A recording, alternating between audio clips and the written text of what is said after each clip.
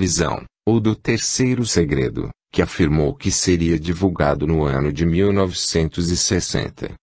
Os papas que vieram a seguir não deram importância a esta advertência. Foi somente no ano de 1952 que o Papa resolveu fazer esta consagração, mas sem citar expressamente a Rússia. O Papa João Paulo II também quis fazê-lo em 2 ocasiões, sendo demovido desta intenção pelos que temiam que isto seria uma provocação política. Em 1984, finalmente, ele fez a consagração pedida, mencionando expressamente a Rússia.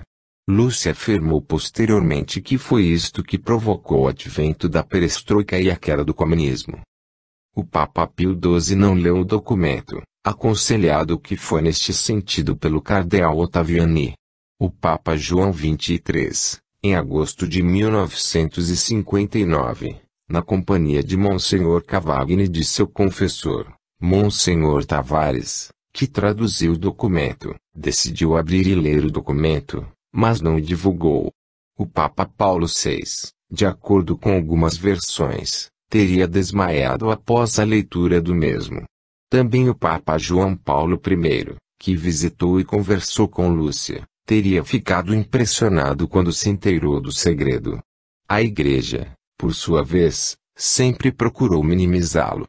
Em 1967 o cardeal Fernando Cento afirmou que o Papa tomara a decisão de nada divulgar a este respeito. O cardeal Ratzinger chegou a declarar em uma entrevista que a mensagem não revelava nada de novo acerca do que cada cristão deveria saber. Para ele, a mensagem faria uma convocação à conversão, apontando os perigos que ameaçam a fé do fiel, e a importância desta última fase da história da humanidade. Mesmo indiretamente, o cardeal pode ter mencionado algo do segredo, ao fazer menção à última fase da história da humanidade. De qualquer maneira, é óbvio que o segredo é bastante perturbador, para ser assim ocultado ao público.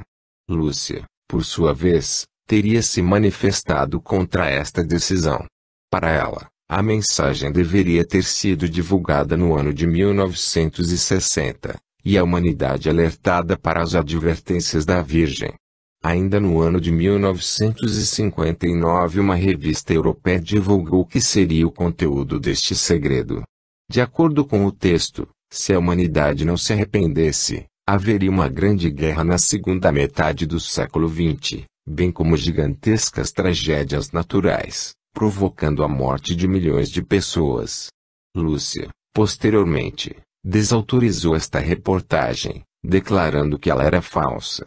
Deste modo, o terceiro segredo de Fátima continua não revelado, só restando aos que o pesquisam fazer especulações e levantar hipóteses a seu respeito. Nota: uma das mensagens mais curiosas da Virgem de Fátima era o que dizia respeito à necessidade de conversão da Rússia.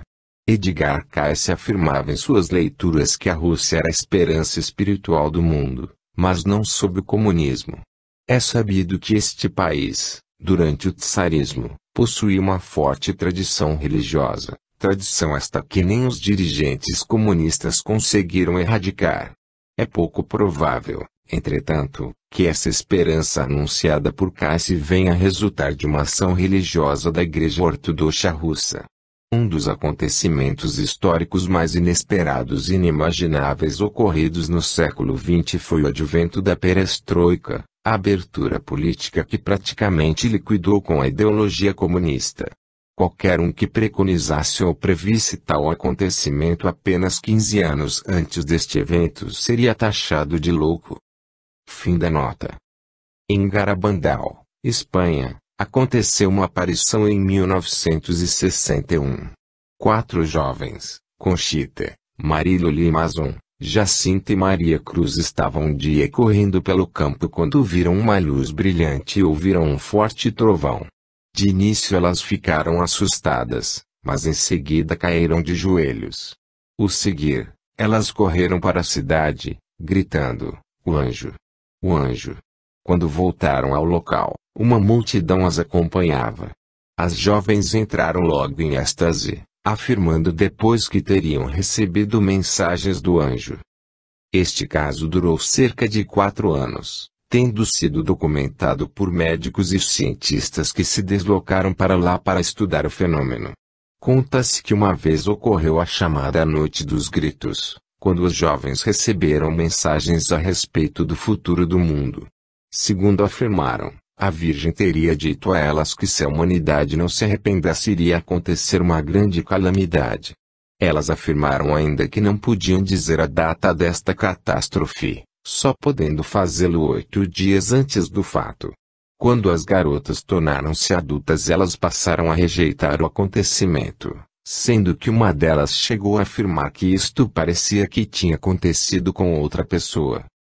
Muitas aparições famosas ocorreram sem a Virgem deixasse qualquer mensagem.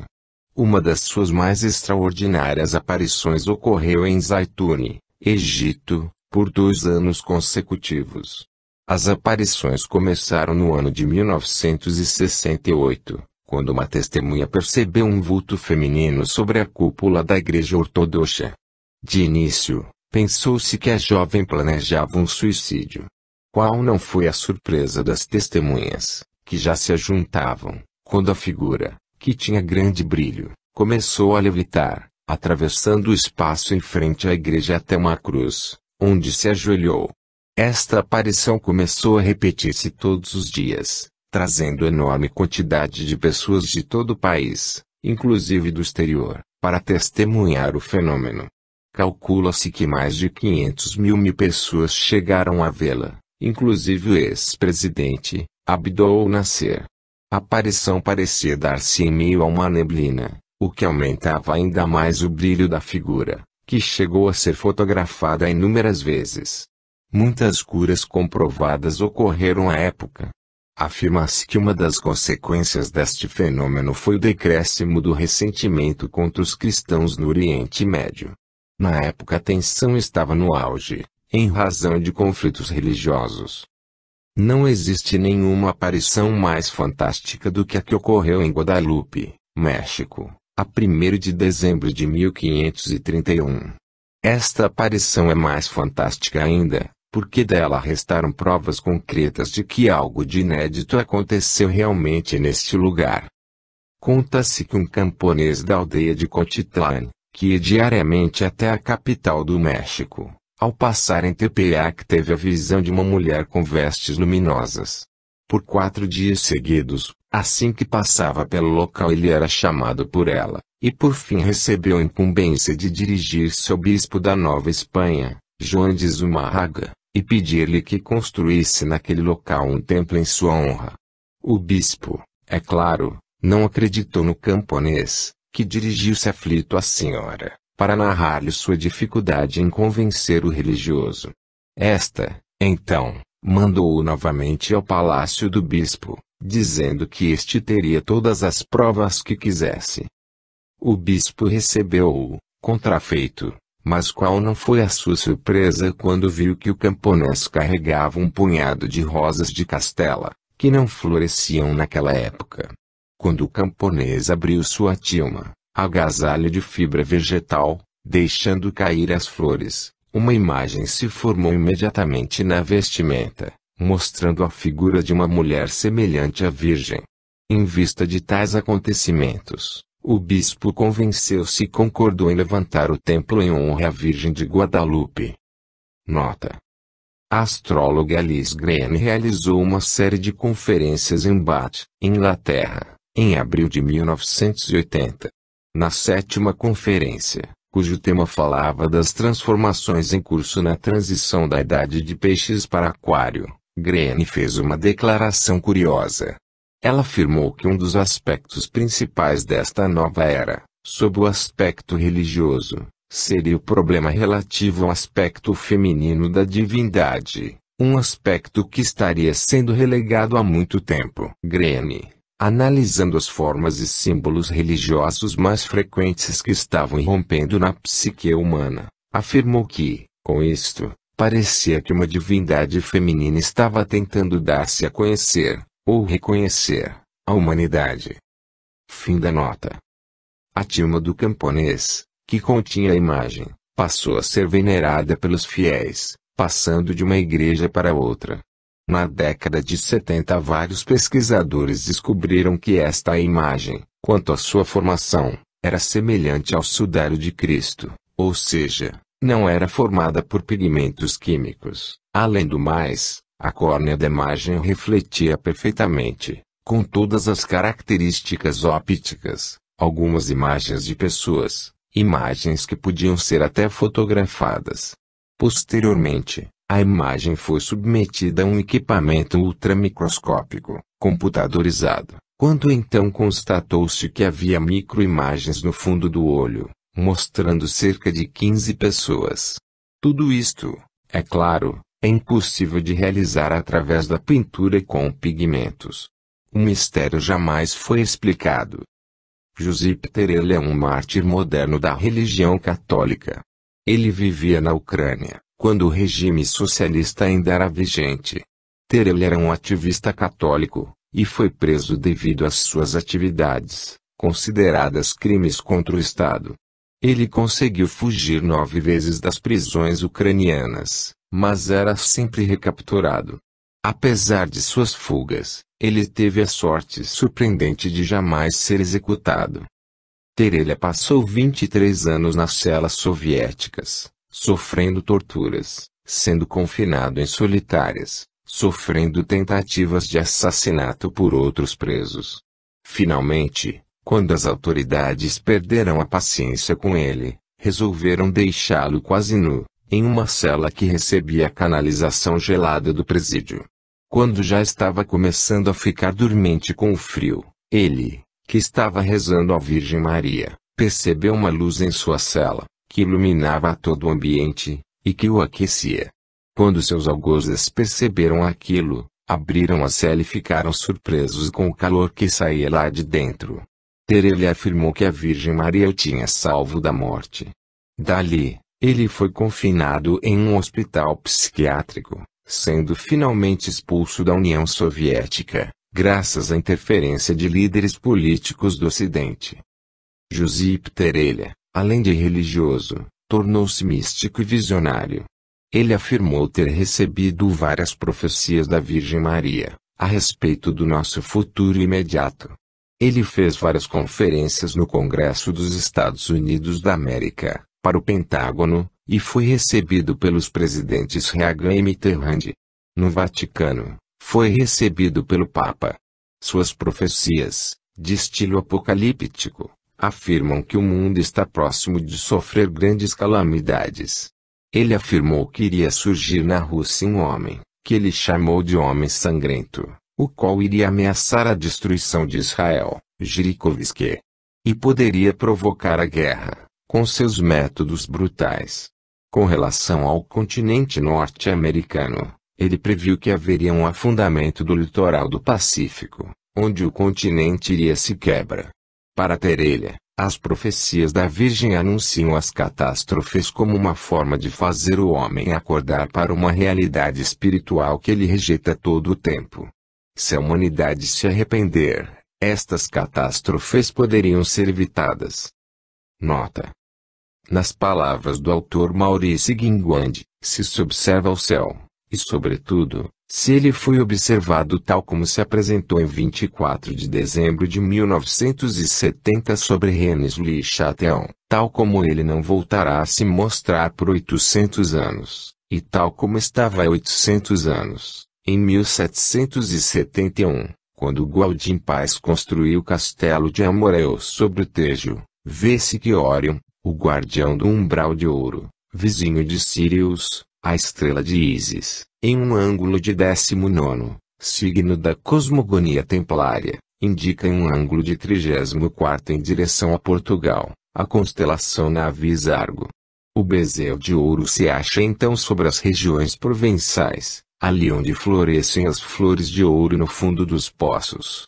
Neste ínterim, no ângulo de 13 graus Celsius com respeito ao Oriente, 13 ouro ou tesouro, Andrômeda, uma Ísis grega, indica a Jesus e a estrela que proporciona a chave que abre a porta secreta dos a 30 cofres, 13 estátuas e 19 sarcófagos. Também o dragão assinala que em 21 de junho, No ângulo de 34º, a constelação de Virgem, que se eleva em linha reta no céu, se aproxima da cabeça da serpente para delimitar sobre a ilha de França o enquadramento de Nossa Senhora. A Via Láctea e a cauda da serpente indicarão, então, o caminho de Santiago. Porém a Via Láctea é dupla. Um ramal vai até Escorpião em novembro, data do regresso dos peregrinos, e o outro até Sagitário, em dezembro. Depois de concederem a flecha e a águia, que indicam as festas de São Sebastião e São João, os templários seguiram o segundo ramal da Via Láctea, paralelo aos peregrinos de Santiago de Compostela, porque estavam seguros de chegar a tal rua. Chamados, como cistercienses, a balizar as vias com o mesmo ideal religioso, os templários voltaram a colocar sobre uma linha diferente o conhecimento celta, do que São Bernardo, o druida das Galhas, comunicou-lhes sem dúvida os arcanos.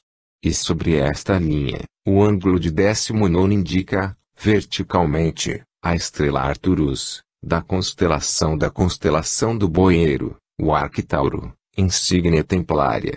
Também ela é inspiradora de uma nova conquista do Velocino de Ouro, pela transposição simbólica de sua posição astronômica, em relação à Terra e com respeito a um tempo determinado, indica a oeste Portugal e é rota ao Brasil, enquanto que até o leste dá nascimento, por sua vez, a outro mito, que ainda influirá muito nos espíritos. Será o ponto de partida da fabulosa lenda do reino do Prestes João, daquele que se dizia ser descendente de um dos reis magos. A cosmogonia templária permitirá situar tal reino nas terras da Núbia, nas fontes em que Salomão havia extraído a tradição de sabedoria que permitiram-lhe construir o Templo de Ouro. Maurice Guinguand, é o mistério de Notre Dame, la magia de los Templarios. Fim da nota. 18. Os profetas da modernidade. Profetas da modernidade são aqueles que, ao invés de videntes, foram visionários capazes de enxergar, em sua época, os prenúncios do que iria se tornar o mundo futuro. Mas na verdade, não se pode chamá-los de profetas, no sentido estrito da palavra, deve-se antes chamá-los de antecipadores, aqueles escritores que, pela sua ousadia de imaginação, foram capazes de descortinar as transformações fantásticas pelas quais o mundo iria passar através do desenvolvimento científico e tecnológico, da evolução dos costumes, das mudanças na mentalidade e nos costumes dos povos, das guerras etc. Sob a perspectiva do futuro, é difícil, até mesmo impossível imaginar que em pleno século XIX, marcado pela tacanha mentalidade vitoriana, alguém pudesse sequer imaginar o que iria acontecer no século XX. Entretanto, foram vários os autores que se lançaram nesta aventura temerária e deixaram em seus escritos as antecipações que hoje nos parecem novas visões de Nostradamus. Vários livros de ficção científica foram muitas vezes proféticos no que tange ao desenvolvimento tecnológico. No século XIX houve três grandes antecipadores do futuro, para eles, o século XX, H. G. Wells, Jules Verne e Albert Robida. Herbert George Wells, ou como era mais conhecido, H. G. Wells, chamado o profeta do século XX, escrevia ficção científica antes mesmo que este gênero de literatura fosse assim entendido. Nascido em Kent, Iowa, no dia 21 de setembro de 1866, filho de pais pobres, ele viajou para Londres para estudar ciências. Após formar-se ele casou-se, mas seu casamento foi infeliz. Em 1895 publicou em uma revista o conto A Máquina do Tempo, que teve bastante sucesso de público. Em 1897 lançou O Homem Invisível, que também fez bastante sucesso. Neste mesmo ano ele se separou de sua esposa, e foi também quando conheceu aquela que seria a sua segunda esposa. Nos anos de 1898 e 1901 escreveu os romances A Guerra dos Mundos e Os Primeiros Homens na Lua. Em 1908 publicou o romance Tio Arintiair, no qual já afirmava qual seria o uso militar que teria o avião. Em 1914 e 1915 publicou os livros pacifistas, Tiwartario and Peace of World. Escreveu também ensaios políticos, Anticipations, 1901, e ensaios sobre costumes, A Moderna Utopia, 1905. Sobre futurologia, especificamente, ele escreveu os livros The Outline of History e The Shape of Things to Come, a respeito do futuro da humanidade. Teve preocupações sociais, e também escreveu sobre feminismo. Wells acreditava na ciência, mas esperava que ela tivesse uma base humanista. Ele também acreditava na possibilidade de entendimento entre as nações, apesar de ter atravessado 2 guerras mundiais sangrentas e destrutivas. Ele sempre pensou que elas poderiam conviver em paz, e quando a Liga das Nações foi criada, ele fez tudo ao seu alcance para que este objetivo fosse alcançado. Ele morreu em agosto de 1946, e até o fim manteve suas esperanças na humanidade. Em seus escritos, Wells previu com bastante precisão vários avanços tecnológicos, inclusive aqueles de uso militar. Ele previu os tanques de guerra, bem como o uso da guerra química, onde obuses venenosos seriam disparados contra a infantaria. Previu também a guerra aérea através do uso de aviões, quando estes ainda estavam em sua infância. Antecipou os raios laser, no livro Guerra dos Mundos, e previu a bomba atômica, que disse seria feita de urânio. No início da década de 30 ele já advertia que Hitler era uma ameaça à humanidade. Quando a Segunda Guerra Mundial teve início, ele previu a vitória aliada, e escreveu vários ensaios nos quais alertava para os perigos da sociedade tecnológica que surgiria em seguida ao conflito. Com relação a esta, ele previu as superestradas, o videocassete, o rádio e os computadores. Jules Verne, Jules Gabriel Verne-Allotte, foi um escritor contemporâneo de H.G. Wells, tão genial como ele. Ele nasceu em Nantes, na França, no dia 8 de fevereiro de 1828. Após alguns contratempos com o pai, ele mudou-se para Paris, onde diplomou-se em literatura e direito, não sem dificuldades. Iniciou sua carreira escrevendo peças de teatro, onde desenvolveu o seu talento de escritor. Ganhou dinheiro especulando na bolsa, o que facilitou sua entrada na alta sociedade parisiense. Aos 34 anos, escreveu sua primeira novela, 5 Semanas em um Balão, que foi recusado por 5 editores, antes de ser finalmente publicado. A publicação foi um sucesso, e valeu-lhe um contrato editorial válido por 20 anos. Em 1856 ele casou-se com uma viúva, casamento esse que não lhe deu felicidade. Jules Verne escreveu 65 grandes novelas em 42 anos de vida literária, sendo suas principais obras, Viagem ao Centro da Terra à Lua, 20.000 Léguas Submarinas, Robur o Conquistador. Morreu a 24 de março de 1905. Mais do que um escritor de ficção científica, Jules Verne foi um divulgador científico, quase um jornalista da ciência. Ele acompanhava atentamente os progressos científicos de sua época, e conhecia muito bem as invenções e as inovações técnicas publicadas. Na parte relativa às realizações científicas, Verne não foi propriamente um visionário. Tudo que ele utilizou em seus escritos era bastante conhecido em sua época. Mesmo quanto à viagem à Lua, ele aproveitou para o tema muito de escritores passados e contemporâneos de sua época, é o caso do escritor H.G. Wells.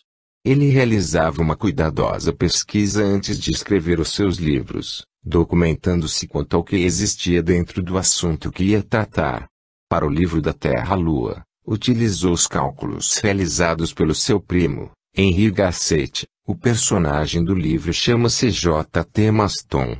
Gasset calculou para ele a velocidade de escape que um corpo precisaria ter para subtrair-se à atração da gravidade terrestre, no caso, 11,2 km por segundo.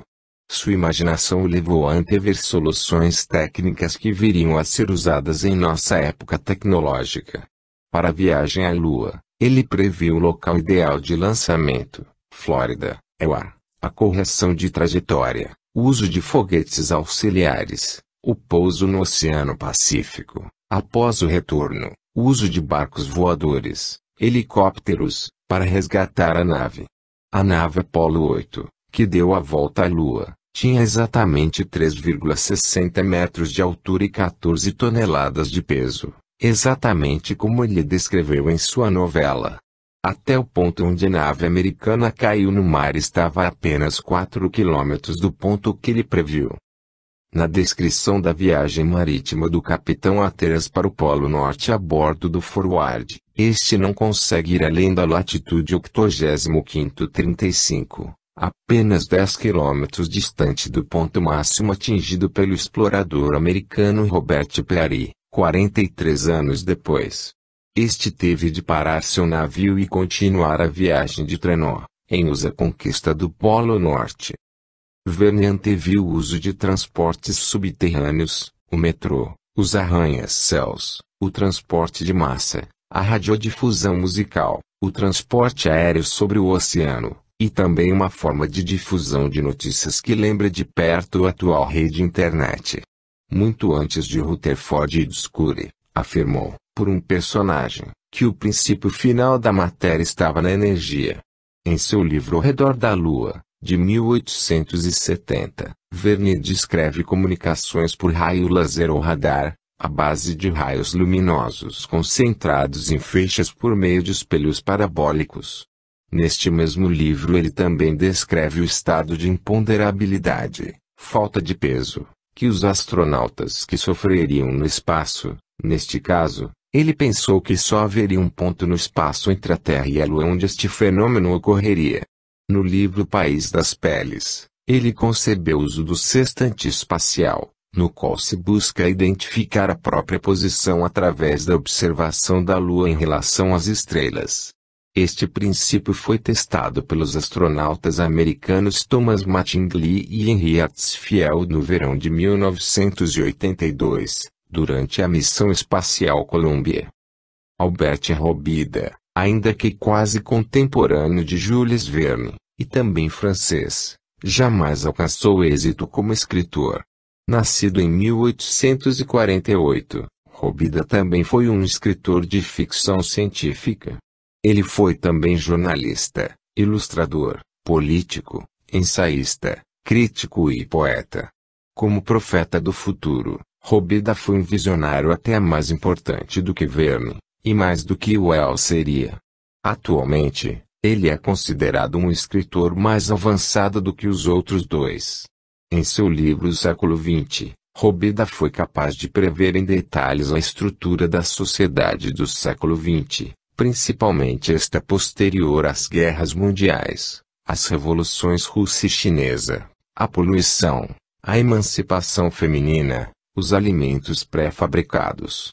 Previu também a importância que a energia elétrica tomaria no mundo industrial, a automação, o tanque de guerra, os tubos pneumáticos de correspondência, não utilizados no Brasil, o rádio e a televisão, as cabinas públicas de telefone, os intercomunicadores, as fotocopiadoras e até os antibióticos.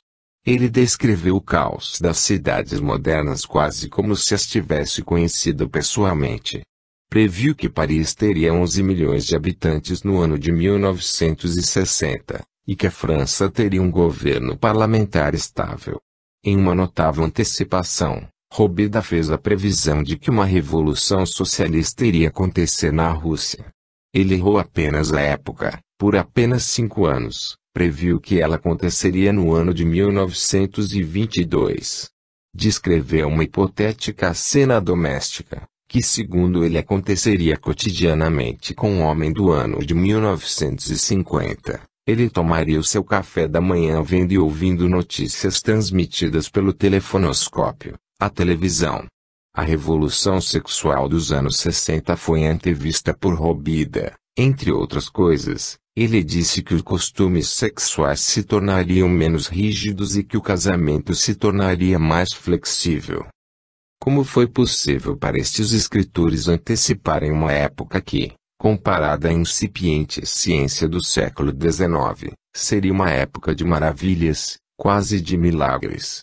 A mentalidade científica do século passado, de um modo geral, estava pessimista quanto à possibilidade de continuar o progresso do conhecimento. No final do século passado dizia-se que tudo já fora inventado, e que a física e a química nada mais tinham a descobrir, restando apenas um trabalho final de catalogação.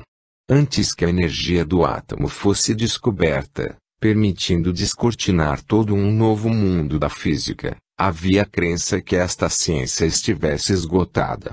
De acordo com este cenário, é espantoso que alguns escritores tivessem a ousadia de imaginar todo um mundo diferente, repleto de concepções científicas novas e de inventos maravilhosos. Acreditar que o mundo iria adentrar uma época na qual o ar e até o espaço fossem atravessados por naves aéreas, era ir contra tudo o que se acreditava no âmbito da ciência. Quando se olha a obra destes escritores, destes ficcionistas antecipadores do amanhã e o que elas provocaram, tem-se a impressão que foram escritas com este objetivo.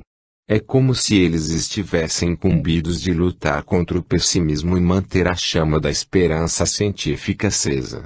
É bem conhecida a enorme influência que tiveram, principalmente os dois primeiros, sobre a mentalidade dos jovens do século XX.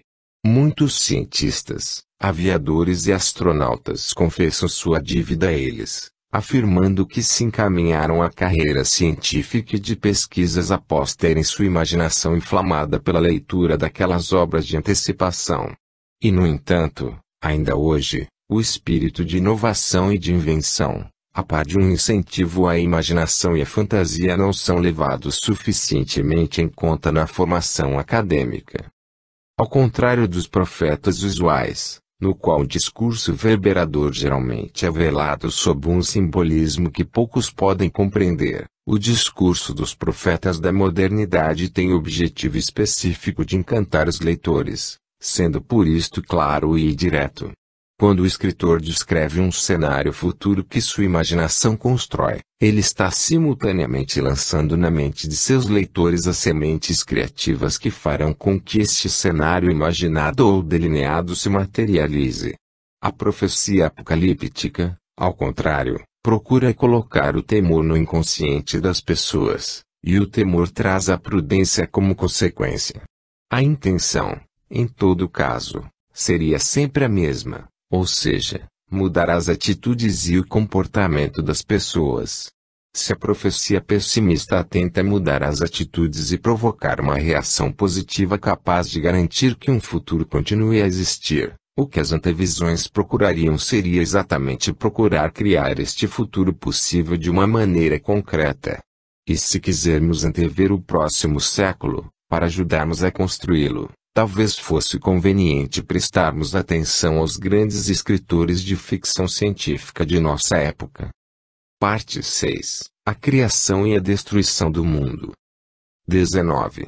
As profecias do fim do mundo. Le Mesurier, em seu livro citado anteriormente, apresenta uma série de sinais dos tempos ou indícios do início de novos tempos, de acordo com as seguintes passagens bíblicas. Guerras generalizadas, Daniel 9, 27, Mateus 24, 7. Fome em escala nunca vista, Isaías 24, Mateus 24, 7. Ampla disseminação das notícias sobre a vinda de um novo reino, Mateus 24, 14.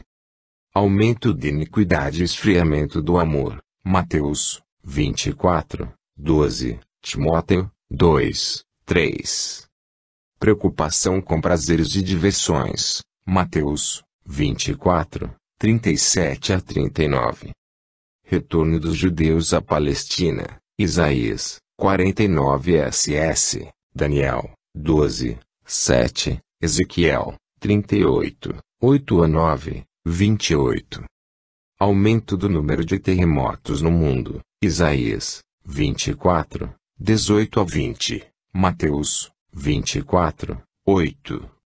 Aparecimento dos autoproclamados Messias e de um pseudo-líder religioso que conseguirá poder mundial. Daniel 8, 23 a 25, Mateus 24, 11, 23 a 26. Avanço em direção oeste dos reis do Oriente. Apocalipse 16, 12. Invasão de Israel por povos do norte, que são derrotados. Ezequiel 38, Daniel 11, 40 a 45. Aparecimento no céu de sinais messiânicos, seguidos pelo próprio Messias. Início do reino do paraíso. Mateus 24, 27 a 31. A crença no fim do mundo é bastante antiga, e anterior à tradição judaica. Aliás, é bastante provável que a mentalidade apocalíptica dos hebreus provenha da época de seu exílio na Babilônia. Eles teriam aprendido no Zen através da concepção zoroastriana da destruição do mundo pelo dilúvio e pelo fogo, e incorporaram tais ideias às suas próprias tradições religiosas, tradições estas que se incorporaram, igualmente, à tradição cristã como um todo. Nota: o autor André Welburn, em seu livro As Origens do Cristianismo, diz o seguinte: o zoroastrismo ensina sobre Deus, ou Ormazd, como a luz ilimitada, que existiu antes da união da luz com as trevas, ou Arimã. O mundo foi criado como resultado dessa mistura, e as luzes almas dos homens entraram nele e resolveram lutar contra as trevas. A vida humana era portanto uma expressão da luta mítica que continuava no universo. No final dos tempos, assim se ensinava, a luta inevitavelmente resultaria na total purificação do mundo da sombra escura de Arimã. A unidade primitiva seria recuperada. Os zoroastrianos chamaram a este estado futuro Frashtikart, que significa ao mesmo tempo restauração e transfiguração do mundo, incluindo o homem. Certos heróis míticos ou legendários renasceram com Salziante, ou Salvador, para derrotar por fim Arimã. Ao Salvador se reuniriam 6 outros líderes religiosos da humanidade para celebrar o sacrifício final, paralelo àquele que criou o mundo no princípio. E nos últimos dias homens e todas as criaturas se tornariam gradualmente menos materiais, deixando de requerer sustento físico, e eventualmente o mundo retornaria pura luz. É uma visão grandiosa. E às vezes pode gerar expressões e esperanças que para nós se parecem muito com ressurreição. Fim da nota. O profeta Isaías colocou o fim do mundo em palavras tão dramáticas que até hoje as pessoas temem esse dia, o dia Zirai, dia da ira, o dia em que o Senhor destruiria toda a terra. Eis que vem o dia do Senhor, com horror e ira ardente para assolar a terra e destruir os seus pecadores. Isaías 13, 9. Isaías é considerado o maior dos profetas. Ele profetizou por mais de 50 anos, sendo que suas profecias, no geral, são consideradas como admoestações contra a impiedade dos israelitas, anunciando-lhes o castigo de Deus em razão de suas infidelidades. Acredita-se que algumas de suas profecias sejam menções ao final dos tempos. Em Isaías 24, por exemplo, há uma abundância de referências a este respeito. Mas o que ele profetiza não é exatamente a destruição do mundo, porque, de certa forma, nesta época seriam lançadas as bases para uma civilização inteiramente renovada, iniciando uma era maravilhosa para a existência humana. Veja-se, em concordância, Amós 9, 11 a 15, Isaías 66, 10. O apóstolo Pedro diz assim em sua primeira epístola: ora, o fim de todas as coisas está próximo. Portanto, sejam prudentes e vigiai nas orações. Na segunda epístola, afirma o seguinte, em continuação do tema: o dia do Senhor virá, como um ladrão vem à noite, em que os céus passarão com grande estrondo, os elementos irão se desfazer com o calor, e a terra e as obras que nela há se serão queimadas. Portanto, se estas coisas vão perecer, o que vos convencer em santidade de vida e em piedade, esperando e apressando-vos para a vinda do dia do Senhor, no qual os céus, em fogo irão se desfazer, e os elementos, com o calor, se fundirão. Mas nós, pela sua promessa, esperamos um novo céu e uma nova terra, em que virá habitar a justiça. Pedro 2, 3, 10-13. No Novo Testamento, é em Mateus que se encontram as profecias mais contundentes acerca do final dos tempos, em palavras ditas por Jesus. As passagens são muito abundantes e extensas para serem todas citadas, mas as principais alertam principalmente sobre a necessidade de precaver-se contra falsos alarmes, falsos profetas e até mesmo contra aqueles que tentarão apresentar-se dizendo: "O Cristo sou eu". É também afirmado, logo após a tribulação daqueles dias, o sol irá escurecer, a lua não dará sua claridade, as estrelas cairão do céu e os fundamentos do céu serão abalados. Mateus 24, 29-30. Jesus não menciona a época de tais ocorrências, que alega serem de conhecimento apenas do Pai. Lucrécio, Cícero, Ovídio e Virgílio são escritores romanos que acreditaram que o mundo seria destruído pelo fogo. Santo Agostinho, em seu livro Cidade de Deus, dedicou dezenas de páginas apenas à descrição do juízo final, da ressurreição, da renovação do mundo, da Nova Jerusalém. Por volta do término do primeiro milênio, segundo consta, usava-se bastante nas correspondências a expressão "terminum mundia propinquante", ou o fim do mundo se aproxima. O ano 1000 era aguardado com uma ansiedade crescente, e o temor coletivo de um fim próximo causou, efetivamente, bastante desgraças. Devido a uma interpretação equivocada do Apocalipse, acreditava-se que os 1000 anos anunciados, o milenarismo, se completariam exatamente nesta data. Um eremita da Turíngia, de nome Bernardo, anunciou o fim do mundo com base na sua interpretação do texto do Apocalipse. Para ele, isto ocorreria no ano de 992. Um frade de Corbia, Drutimari, anunciou nova data para este fim, o dia 25 de março do ano 1000. O povo, aterrorizado, a cada novo anúncio do fim do mundo corria em massa às igrejas. Um estado de apatia tomou conta das pessoas, que deixaram de plantar suas colheitas. Doações e abandono de terras ocorriam diariamente, porque todos acreditavam que realmente o fim do mundo havia chegado. Talvez em razão da incurva da inércia das pessoas, devido à proximidade, que eles pensavam, do fim do mundo, uma verdadeira tragédia se abateu sobre o mundo europeu. Entre os anos 987 e 1040 a fome e as doenças se abateram por toda parte, dizimando grande parte da população.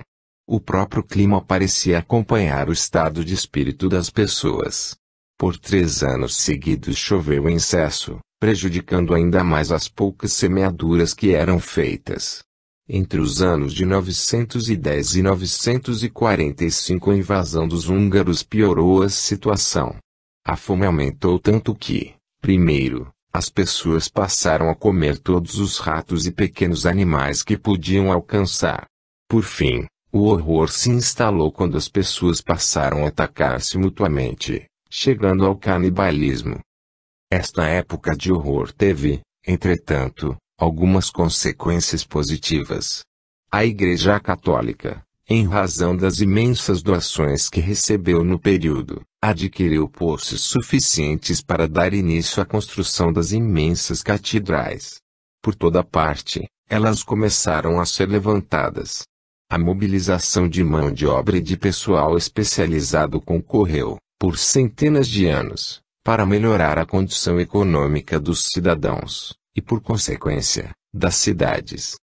O temor ao fim do mundo não arrefeceu com a passagem do milênio. Anúncios apocalípticos eram feitos frequentemente, e cada um que o anunciava calculava e recalculava freneticamente os números contidos nas escrituras, para encontrar a data fatídica. Além disso, Os próprios fenômenos celestes concorriam para esta obsessão. No dia 29 de junho de 1033 aconteceu um estranho eclipse do Sol, o qual veio aterrorizar ainda mais as pessoas. As pessoas viam-se umas às outras sob uma luz mortiça, todos adquirindo um aspecto lívido.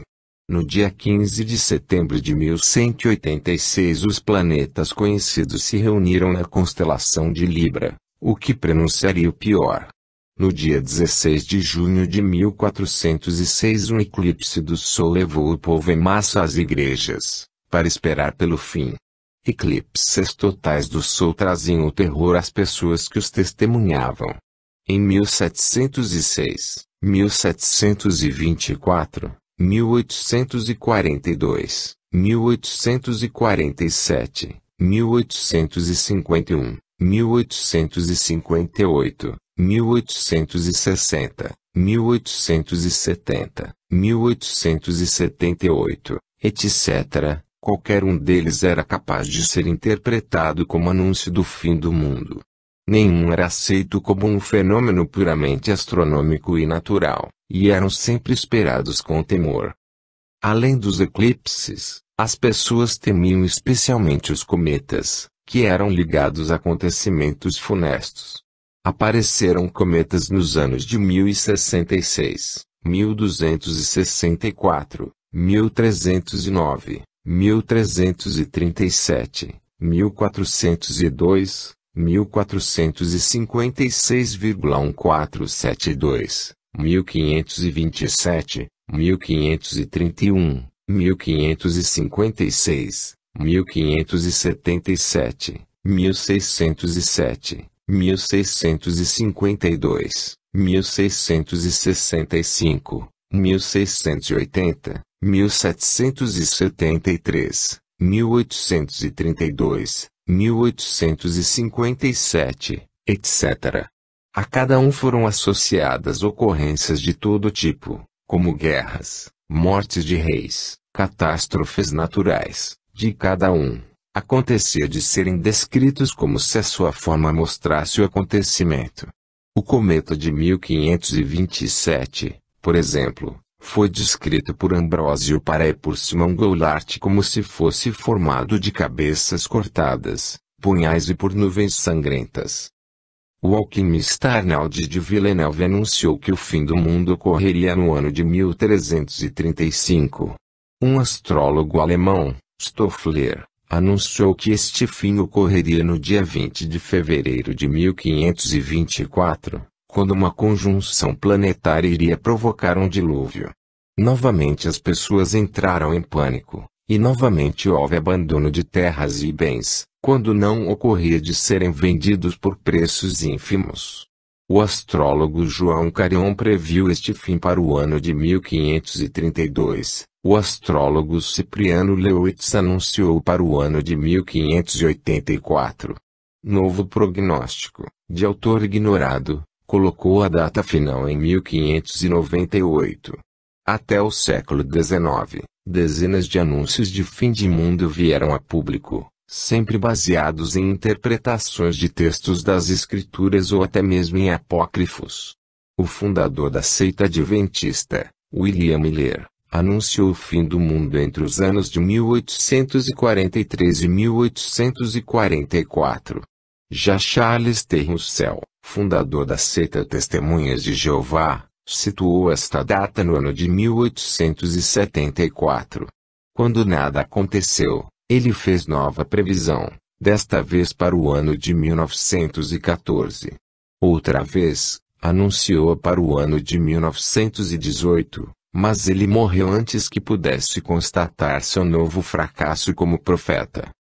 A tradição apocalíptica continuou no século XX, já agora com a ameaça do término de outro milênio. Aos profetas e astrólogos vieram juntar-se os videntes, as testemunhas de aparições, os médiuns, os canalizadores espirituais e os contatados de toda espécie.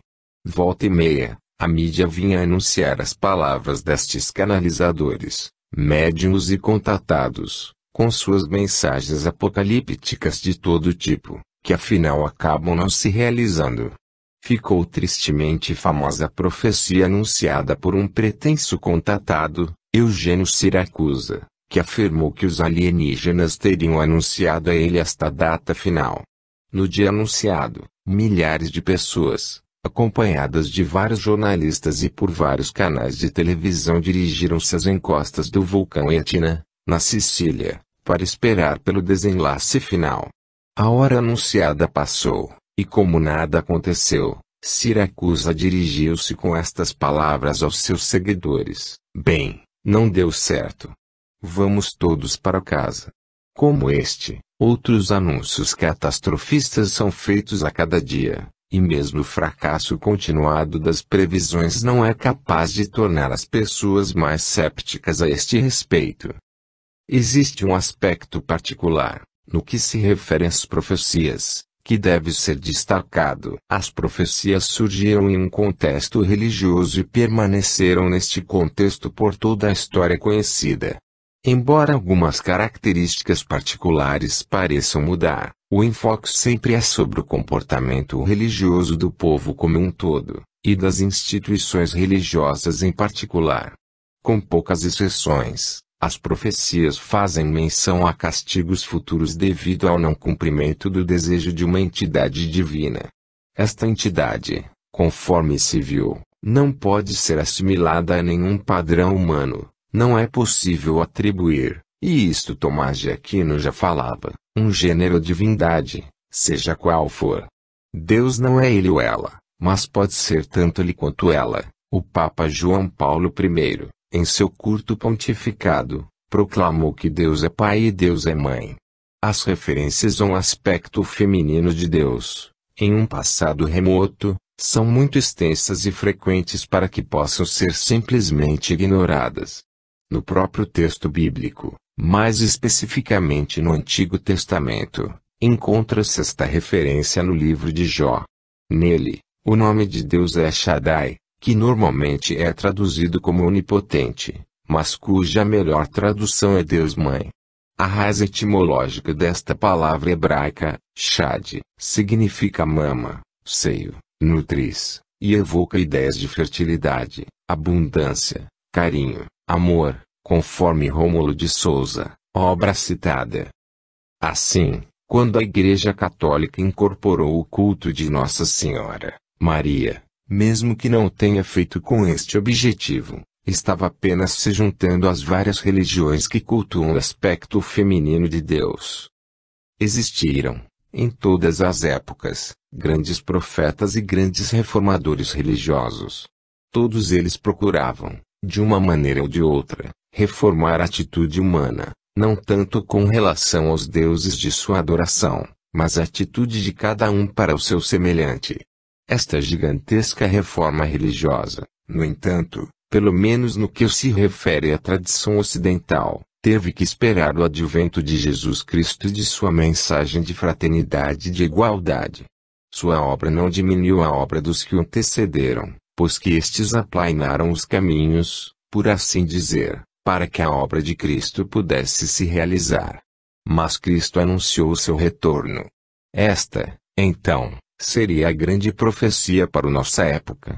Esta é a grande profecia para o nosso futuro. 20.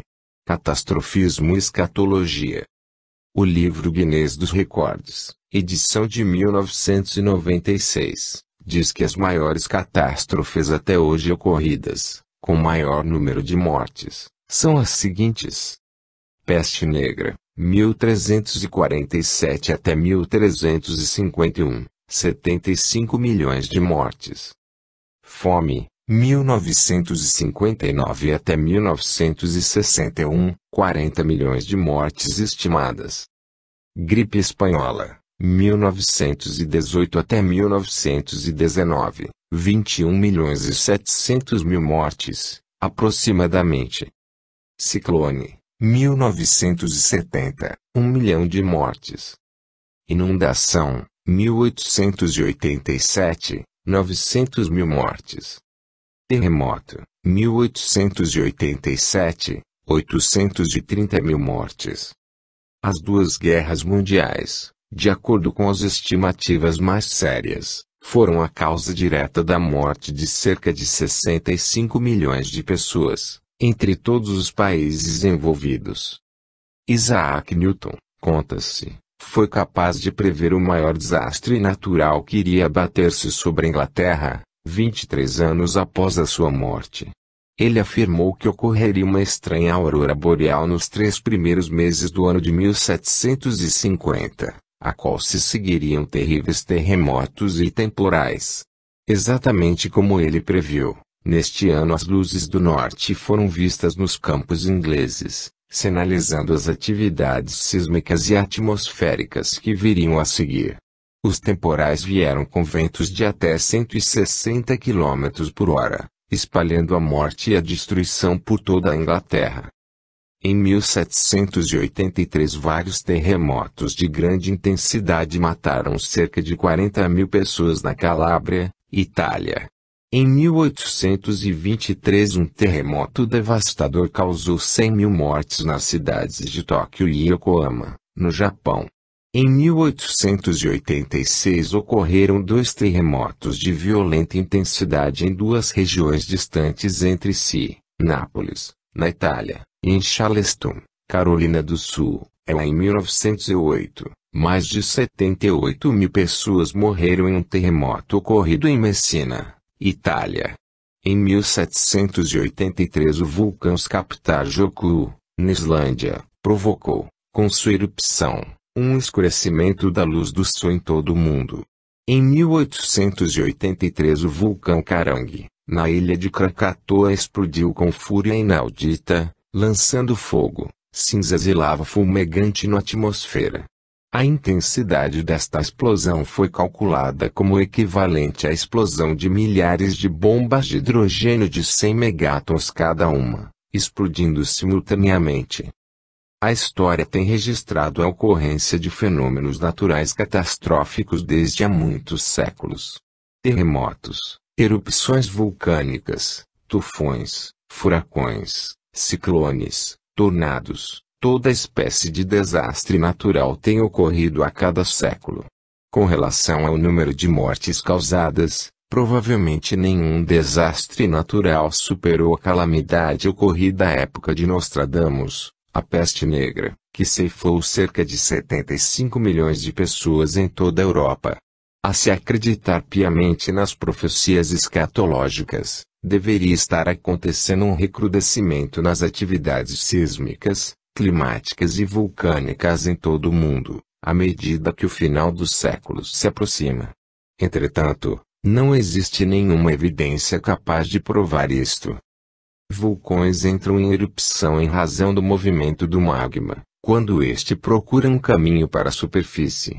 A história registra o desaparecimento de cidades que ficaram soterradas por uma erupção vulcânica. Mas nenhuma erupção seria capaz de abalar todo um continente. Furacões são o resultado de movimentos contrários de correntes de ar na atmosfera. São fenômenos bastante comuns no hemisfério norte, onde provocam grandes destruições, principalmente no litoral. Eles também não podem afundar um continente. Os terremotos ocorrem em virtude do deslizamento das placas tectônicas continentais, deslizamento este que provoca o acúmulo de pressões contidas, nas fraturas existentes entre as placas. Quando ocorre um acomodamento, a liberação da pressão, ou energia sísmica resultante, provoca o estremecimento da camada superficial do globo, agitando o solo em determinados lugares e derrubando abaixo as construções humanas. Terremotos são capazes de destruir toda uma cidade, mas não existe nenhuma evidência geológica capaz de provar que um terremoto, por mais forte que seja, provoque o afundamento de um continente. Destes 3 fenômenos, os terremotos são os que podem causar mais estragos e fazer mais vítimas. Mas não são estes os únicos fenômenos que podem provocar destruição em alta escala. Atualmente, além de causas climáticas, vulcânicas ou sísmicas, existem várias outras capazes de provocar desastres e calamidades em larga escala. A ciência acredita que uma colisão com um meteorito capaz de destruir a Terra seja um evento quase improvável. Esta crença baseia-se em um conhecimento aprofundado da mecânica celeste, da posição dos principais corpos celestes, suas órbitas e trajetórias. Além disso, o sistema solar já ultrapassou sua fase mais caótica, durante a qual corpos de trajetória